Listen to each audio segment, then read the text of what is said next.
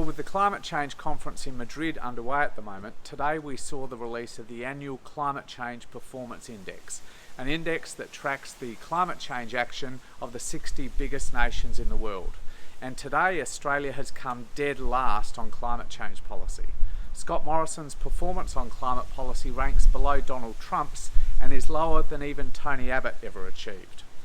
In recent days, we've also seen the emissions data released by the government, conveniently just after Parliament had risen. You might have heard Scott Morrison say that we're going to meet and beat our Kyoto targets easily. Well, the Kyoto commitment was to cut emissions by 5% by 2020, and the data released over the last few days shows that the cut will only be 0.3%, a rounding error and way short of the commitment. And what about the Paris target for 2030? Well, the data shows that that's not going to be met either. Indeed, over the next 10 years, if we're lucky, the emissions reduction under Scott Morrison wouldn't even amount to 5%, meaning that we'll take 230 years to get to net zero emissions, not the 30 years that scientists tell us we have to. No wonder we've performed so badly on climate change policy.